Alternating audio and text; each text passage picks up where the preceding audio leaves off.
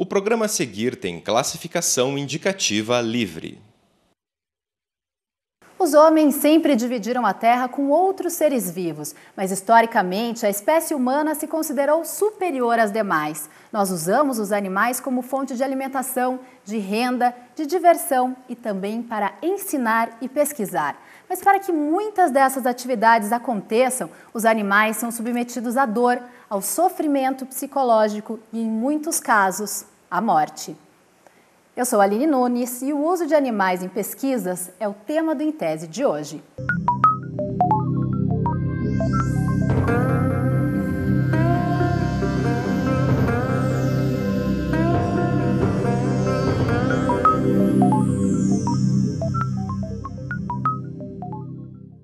Ela se tornou vegetariana aos 14 anos, quando descobriu que a carne vendida no açougue era resultado da morte de animais. E por amor a eles, decidiu ser médica veterinária. Na faculdade, enfrentou um desafio inesperado: usar os animais durante as aulas em procedimentos que algumas vezes causavam dor. Toda essa história de vida motivou a nossa convidada de hoje, Michele Baranski, a estudar no doutorado em educação aqui na UFPR o uso dos animais como recurso didático nas aulas de veterinária. Também nos acompanha nesta conversa outra apaixonada por este assunto, a mestre em veterinária pela UFPR, Vanessa Carli Bones. Sejam bem-vindas ao Em Tese, é um prazer recebê-las aqui. Obrigada. Michele, eu queria que você me contasse sobre esse processo que levou você a estudar o uso dos animais nas salas de aula de medicina veterinária. Bom, Aline, eu desde pequena gostei dos animais, né? Sempre tive assim um carinho especial por eles. E então me decidi fazer o vestibular e quando ingressei na universidade foi bastante difícil me deparar com o uso, né, dos animais nas aulas, especialmente o uso prejudicial, né? Então uma utilização para ensino, para aprendizagem, mas que muitas vezes me chocava porque esses animais sofriam e eu na verdade tinha entrado no curso para cuidar deles. Então isso foi bem difícil, assim, durante todo o curso. Vanessa, você estudou algo parecido que é o uso dos animais em pesquisas. O que você constatou na sua dissertação de mestrado? Bom, nós estudamos a utilização de animais em pesquisas no estado do Paraná e no Brasil. E nós vimos, entre outros resultados, que a utilização de animais no Brasil é muito alta, especialmente considerando que o número de animais usados o número que a gente encontrou de animais usados se referia apenas ao Paraná. Então, se nós tentássemos extrapolar esse número para o país inteiro, o número seria muito mais alto. De quanto é esse número? Em 2006, nós utilizamos a técnica da amostragem bibliográfica e nós encontramos que em 2006, no estado do Paraná, foram utilizados mais de 200 mil animais vertebrados. Então, o sofrimento envolvido nessas pesquisas era alto, né? A possibilidade de sofrimento nessas pesquisas possivelmente era alto, né? Então, nós também estudamos o trabalho do Comitê de Ética na Utilização de Animais do setor de ciências agrárias, na época, e também como acontece o controle, a regulamentação da utilização de animais em pesquisa no Brasil inteiro.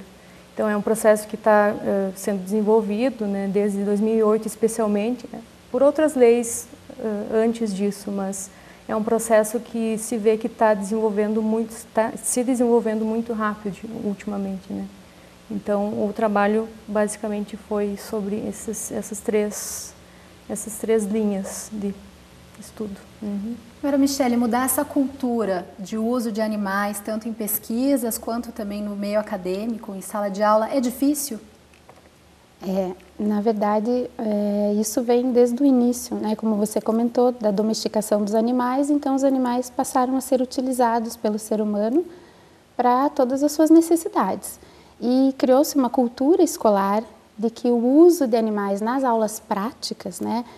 Esse modo didático, né, de aprender através da prática, claro que ele é muito importante, mas esse uso ele já pode ser considerado ultrapassado em muitos momentos, principalmente porque em muitas aulas práticas o uso dos animais, o uso prejudicial, ele é feito para repetição, né, de coisas que já são conhecidas, né? Então, simplesmente se repete ano após ano, ou até semestre após semestre, muitas coisas que já são conhecidas. E que atualmente já existem métodos substitutivos, né, e métodos adequados. Nós percebemos que muitos professores e alunos, eles acabam também sendo assim, contrários, né, à substituição do uso prejudicial de animais, porque eles desconhecem os métodos substitutivos. Muitos acham que existem só vídeos, né, e desconhecem métodos que são excelentes e muitas vezes superam o aprendizado através do uso prejudicial de animais. Muitas vezes a gente não se dá conta, mas utilizamos em nosso dia a dia produtos que usam animais no processo de produção, uma realidade que muda lentamente. Hoje existem muitos pesquisadores que se dedicam a criar métodos para substituir o uso de animais em pesquisas ou em salas de aula. Passar um creme nas mãos, escovar os dentes com creme dental, usar batom e outros tipos de maquiagem. Ações simples que escondem uma grande carga de sofrimento. É que produtos assim normalmente são testados em animais. Um dos testes, por exemplo, usado para medir a toxicidade de ingredientes, utiliza em média 200 animais. As cobaias são obrigadas a ingerir o produto, o que causa dor, diarreia, sangramento nos olhos e convulsões. O procedimento só para quando metade do grupo morre. Os cientistas argumentam que sem os testes, as prateleiras das farmácias estariam vazias. Já os defensores dos direitos dos animais consideram a prática cruel. Como exemplo do caso da escravidão, que quando os brancos utilizavam os negros a seu favor. Então a gente defende que os animais também não foram feitos para os homens, assim como os negros não foram feitos para os brancos. Por isso a gente usa essa palavra abolição, né? A gente é a favor de que acabe a escravidão animal. Vários setores da sociedade já buscam alternativas para o uso de animais para evitar que eles sofram. É o que acontece aqui no Hospital Veterinário da UFPR. O uso de animais nas aulas é evitado. Na disciplina da professora Simone, por exemplo, os seres vivos foram substituídos por modelos artificiais. A professora mostra os equipamentos desenvolvidos aqui na Federal para treinar os futuros médicos veterinários.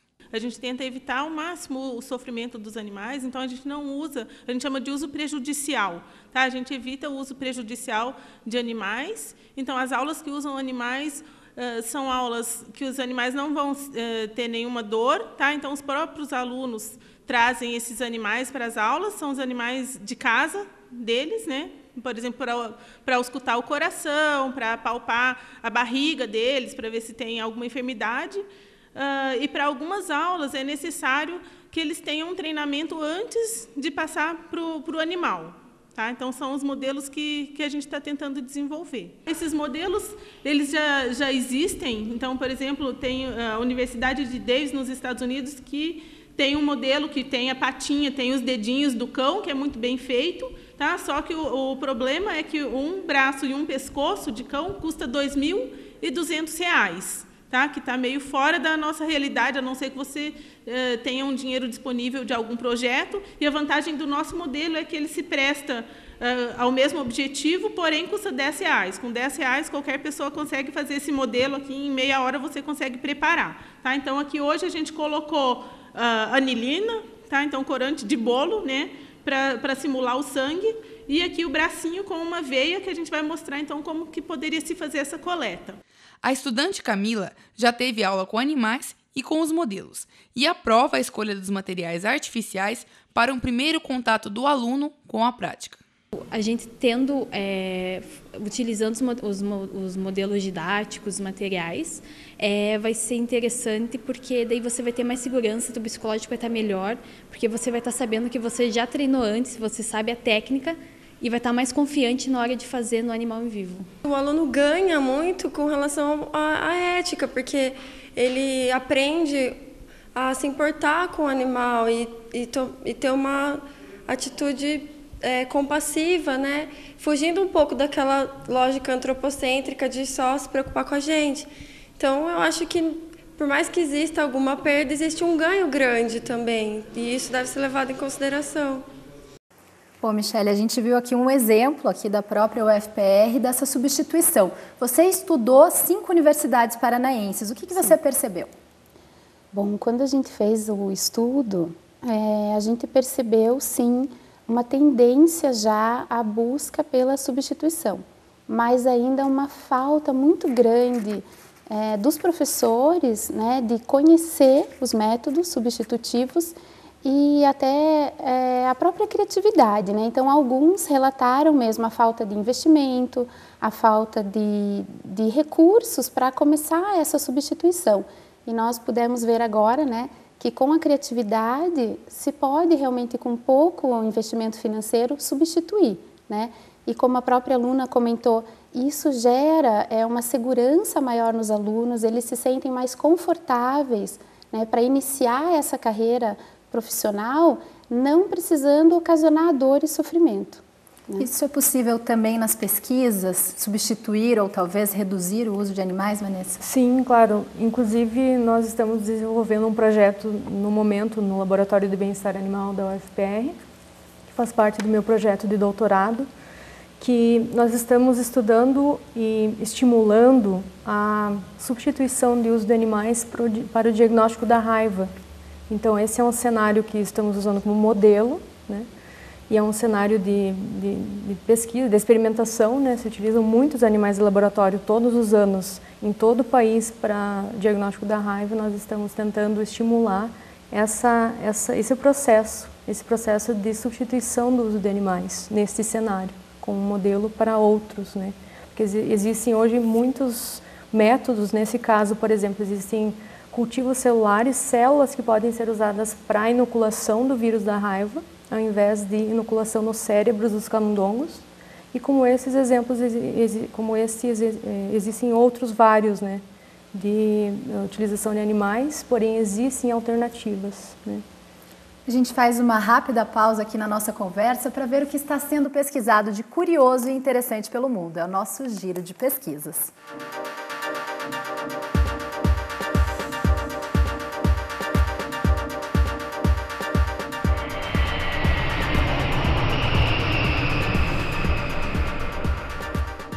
Mascar chicletes antes de fazer uma prova pode ajudar no desempenho.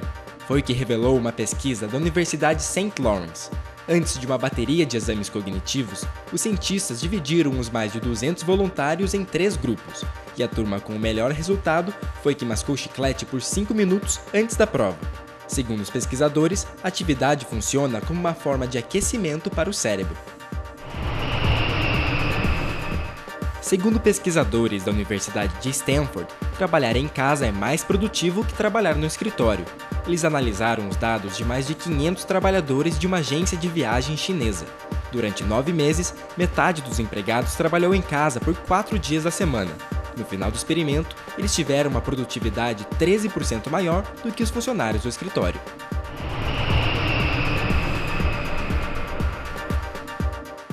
E Vanessa, hoje em dia existem alternativas para reduzir o sofrimento desses animais em laboratórios de pesquisa? Sim, existem. Se a utilização de animais é realmente necessária, se não é possível utilizar a substituição total desses animais, existem outras formas de melhorar a qualidade de vida. Se pode reduzir o número de animais ou então refinar a metodologia que se usa, né?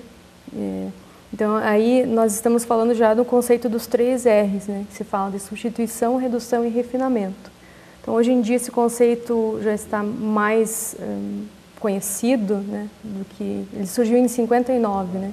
Ele está cada vez mais conhecido e sendo aplicado em vários locais do Brasil, tanto para ensino quanto para pesquisa em diversos cenários. Então, eu acredito sim que é possível, né, reduzir o sofrimento. Eu agradeço a sua participação, Vanessa, no Em Tese de hoje. Eu agradeço.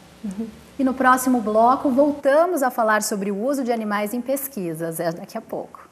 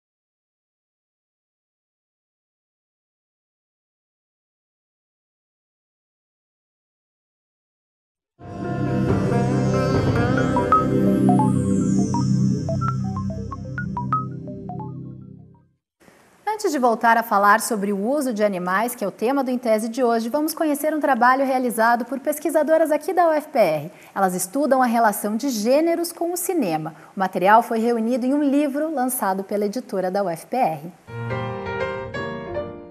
As mulheres no cinema, desde as musas dos clássicos até as sex symbols de Hollywood, são geralmente associadas à beleza. Foi pensando nisso que 16 artigos sobre o assunto foram reunidos no livro Mulheres, Homens, Olhares e Cenas, publicado pela editora UFPR. A professora do curso de Ciências Sociais, Miriam Adelman, é colaboradora do livro e uma das fundadoras do grupo de estudos de gênero da universidade. O livro surge dos nossos esforços iniciais de discutir gênero e cinema, gênero e cultura. Numa época, o nosso núcleo fazia muito evento cineclube. E, na verdade, nós nunca fomos especialistas no cinema, senão em questões de gênero e cultura, eu e as minhas colegas pesquisadoras. Além das mulheres, as representações das figuras dos homens, trans, queers e outros são analisadas no livro. O objetivo é trazer o assunto para a discussão cotidiana, mesmo que por enquanto seja só no meio acadêmico. Por exemplo, se alguém no ensino médio, que trabalha com sociologia no ensino médio, ou literatura, ou história, ou meios de comunicação, levar, por exemplo, um dos ensaios, os capítulos sobre algum filme, combinar isso, passar o filme e pedir para os alunos lerem um texto, por exemplo, que isto já vai estimular, porque de fato todos os artigos trazem um olhar que é diferente na medida em que ainda não há, vamos dizer que não circulam ainda suficiente os discursos críticos sobre como pensamos sobre o que é ser homem ou ser mulher na atualidade. Segundo a professora, o cinema como forma de representação de gênero ainda não é tema de muitas obras no Brasil. Em 2003, o mesmo grupo já tinha lançado outro livro sobre o mesmo assunto e alguns dos artigos foram aprofundados na publicação mais recente. Ainda tem muito senso comum, muito estereótipo, muito filme hollywoodiano ou brasileiro que não sai muito dos antigos estereótipos. Tudo muito preso ao glamour, a histórias românticas, também ao heterossexismo, a visões também que hipersexualizam as mulheres e colocam no masculino a capacidade de ser sujeito da ação, da competência. E Miriam revela que um novo livro já está a caminho.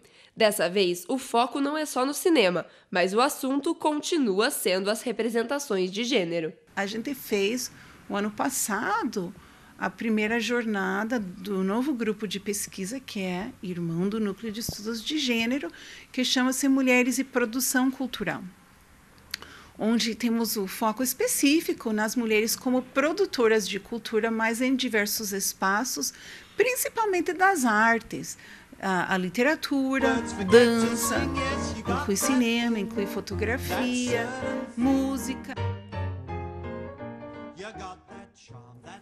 Você encontra o livro no site da editora da UFPR e nas livrarias dos campi da Reitoria e do Centro Politécnico.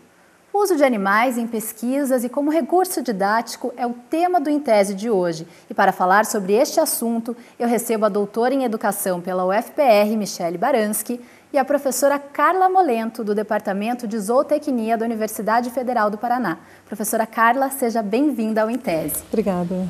Professora, a senhora coordena um grupo de pesquisas que estuda o bem-estar animal. O que vocês estão trabalhando nesse sentido? Então, na verdade, todo o nosso trabalho tem um fio, né? Embora ele seja um trabalho com várias espécies e vários cenários, basicamente todos os cenários que envolvem a utilização de animais, o nosso fio condutor é tentar entender aonde existe o sofrimento animal e como criar estratégias para que esse sofrimento seja reduzido, né? Então, nós temos, por exemplo, a área de bem-estar de animais de laboratório, que é onde se insere essa questão do uso de animais para experimentação e para ensino. Nós também trabalhamos com o bem-estar de animais de produção, aqueles animais que são usados para gerar, né, produtos que nós consumimos. Também trabalhamos com o bem-estar de animais de estimação, principalmente na linha de controle populacional. Então, aquela questão que tanto nos incomoda, né, que é ver os cães e gatos sem lares, né? E, Michele, você estudou na sua tese também de que forma os alunos e os professores lidavam com o uso dos animais em sala de aula. O que esses relatos revelaram? Nós pudemos perceber, com essa aproximação, né, esse estudo mais qualitativo dessa experiência social, né? Então, nós vimos na educação, abordamos a escola como um espaço social e essas relações que ocorrem, né, dentro da didática universitária, a relação do aluno com o professor e com o método de aprendizagem. E nós pudemos perceber que, para a maioria dos alunos, o uso prejudicial de animais nas aulas práticas ocasionava tanto danos no aprendizado como sentimentos negativos. A grande maioria, quando percebia o sofrimento, e a maioria relatava que existia, sim, algum grau de sofrimento antes, durante ou após a aula prática. Então, eles relatavam diminuição no aprendizado e sentimentos negativos decorrentes dessas aulas. Então, isso também pode levar, segundo vários autores, a processos de dessensibilização, porque a nossa cultura ela está muito ainda fundamentada, essa cultura universitária do uso de animais, no especismo, né? Então, acreditando que algumas espécies elas devem ser utilizadas, que isso é um mal necessário e baseado no cientificismo, né? Que às vezes até esse culto à ciência e que tudo pode ser feito por ela. Então, esses alunos eles se sentem coagidos a ter que fazer essas experiências, mesmo que eles não gostem. Então, eles acabam sufocando esses sentimentos e passam a ficar dessensibilizados, né? Então, diminui sua sensibilidade ao sofrimento animal. E, professora, hoje vocês estão provavelmente formando, inclusive, por meio desse grupo de pesquisas, profissionais que têm uma visão diferenciada. Esses profissionais, eles podem ajudar a transformar essa realidade? Sem dúvida nenhuma, né? Eu acho que nós estamos vivendo... Bom, a ciência é muito dinâmica, né? Inclusive, a gente tem hoje uma percepção dos animais a partir do próprio olhar científico que é bastante diferenciada, né? Nós tivemos no ano passado uma reunião em Cambridge, no Reino Unido, onde foi então proclamada, né, a Declaração da Consciência Animal. Então, hoje o consenso no âmbito científico é de que os animais, todos os animais vertebrados e alguns invertebrados, todos têm um nível básico de consciência e, portanto, todos merecem a consideração da sua qualidade de vida porque eles intrinsecamente conseguem perceber essa qualidade, né? Na medida em que a ciência vai incorporando todos os resultados produzidos pela área do bem-estar animal, do estudo de como os animais se sentem frente às diferentes situações, existe já um pano de fundo para a mudança, né? E no Brasil, a gente vê que, embora seja um pouquinho mais tardia essa inserção da ciência do bem-estar animal no âmbito da medicina veterinária, da zootecnia, da biologia, né? Ela começa a acontecer de forma mais sólida e, sem dúvida, quando você tem na sua formação a oportunidade de revalidar seus anseios, às vezes até de quando você tomou a decisão de seguir uma determinada carreira, você tem condição de exercer sua profissão com uma postura diferente, né? Nós estamos vivendo o início dessa transição. E, Michele, você conta na sua tese que você tinha dificuldade em falar para os professores, quando você estava fazendo a graduação, que você não gostava de usar animais em procedimentos que causavam dor. Você acha que talvez hoje a cultura escolar tenha mudado e esses alunos tenham mais coragem e talvez se sintam mais confortáveis em fazer isso? Eu creio que essa mudança está acontecendo, né? Como a professora Carla comentou, atualmente esse assunto está mais em debate, né? Com certeza, com o decorrer dos anos, né? A disciplina de bem-estar animal vai se tornar realmente obrigatória e vai estar sendo ministrada para todos os alunos, né? Em todos os cursos que utilizem animais, né? Não só na medicina veterinária, e com certeza isso já vai gerar maior conhecimento, maior reflexão, tanto de alunos como professores. Então eu creio que isso vai abrir espaço para que esses alunos possam realmente colocar suas objeções, né? E para que os professores também possam abrir espaço para cada vez mais estarem substituindo, né, completamente o uso prejudicial dos animais no ensino. Bom, antes de fazer a minha última pergunta, vamos assistir a um trecho de um vídeo produzido pelo Beagle Freedom Project. A ONG norte-americana se dedica a encontrar lares para cães beagles usados como cobaias em laboratório. Vamos assistir ao momento em que esses cachorros já adultos conhecem a liberdade e a vida fora de uma jaula. Hey, hi baby. Hi. Hi. Hi.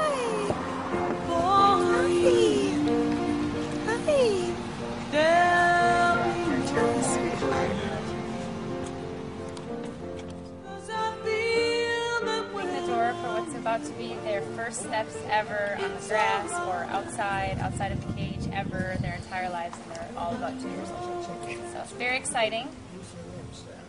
Should I start? Let's do it. And the songbirds are singing like they know the score. And I love you, I love you, I love you like never before.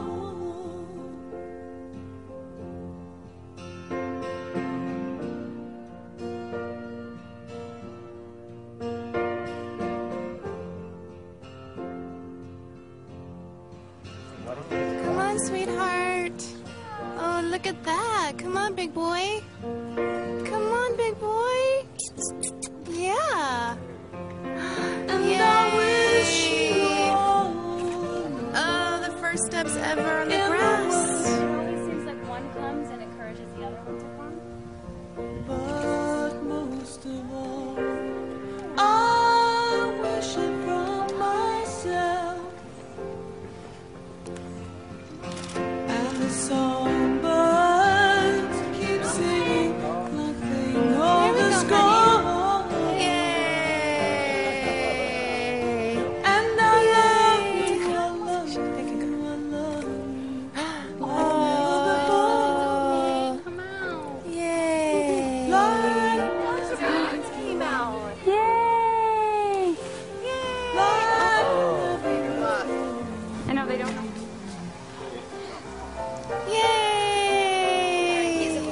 Professora Carla, nós estamos caminhando para que situações assim aconteçam pelo menos menos?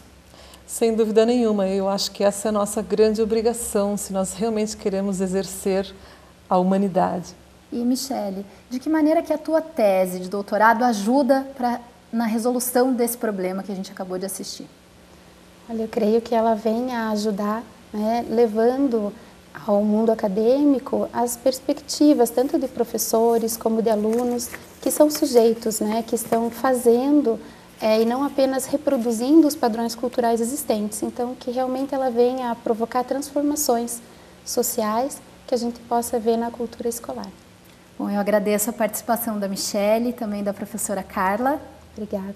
Obrigada, foi um prazer. Foi um prazer tê-las aqui com a gente. E o Em Tese de hoje fica por aqui. Mas se você quiser saber mais sobre o trabalho de doutorado da Michele, ele está completo lá no Banco de Teses e Dissertações da UFPR. O endereço aparece aí na sua tela. Também é possível rever este e outros programas no nosso site, que também está na sua tela. A sua participação é muito importante para nós. Mande suas sugestões para o e-mail intese@ufpr.br. A gente se vê novamente na semana que vem. Eu espero vocês. Até lá!